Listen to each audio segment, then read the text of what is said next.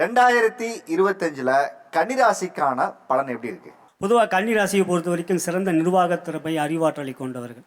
ஆனால் அவங்கள்ட்ட இருக்கிற ஒரே பலவீனம் மிக ஆலோசனைகளை அதிகமாக கூறுவாங்க. எல்லோருக்கும் தேவையில்லாமல் ஆலோசனையை கூறி மற்றவங்களை வளர்த்து விட்டுட்டு அவங்க அதன் பிறகு வருத்தப்படுவாங்க, நம்மளோட வளர்த்து விட்டவனே நம்மளை பார்த்து கூட பேசலையே அப்படின்ட்டு. ஆகல இந்த தமிழ் புத்தாண்டை பொறுத்த வரைக்கும் விசுவாச ஆண்டில் யாருக்கும் ஆலோசனையை கூறாதீங்க. இவங்க ரொம்ப கவனமாக இருக்க வேண்டியது இந்த ஏப்ரல் மாதமும் மே மாதம் 19 அப்போ ராகு கேது பயிற்சி. ஆகையால் இந்த மே மாதம் வரை அவங்க ரொம்ப ஜாக்கிரதையாக இருக்க வேண்டும்.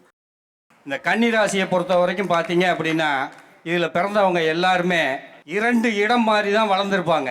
அம்மா வீட்டில் மட்டும் இருந்திருக்க மாட்டாங்க, அவங்க சித்தி வீட்டில் இருந்திருப்பாங்க. இவங்களுக்கு எப்போவுமே மாமா அப்படிங்கிற உறவோட ரொம்ப அட்டாச்மெண்ட்டோட தான் இருப்பாங்க. இது அவங்களுடைய இயற்கையான சுபாவம். இந்த கன்னி ராசிக்கு இந்த வருடம் தொழில் பார்ட்னர்ஸு இவங்ககிட்ட எல்லாம் ஜாக்கிரதையாக இருக்கணும். டாக்குமெண்ட்ஸ் போக்குவரத்து இதில் எல்லாம் கையெழுத்து போடுறப்ப ரொம்ப ஜாக்கிரதையாக இருக்கணும். அதில் கொஞ்சம் எச்சரிக்கை கவனமாக இருக்கணும். அதே மாதிரி திருமண காலகட்டத்துக்காக ஏங்கி இருக்கக்கூடிய எல்லாத்துக்குமே இந்த வருடம் திருமணத்தை தள்ளி போடுறது கொஞ்சம் நல்லது. அப்படி மீறி திருமணம் பண்ணுறதா இருந்தால் பரிகாரங்கள் மூலயமா திருமணம் பண்ணிக்கலாம்.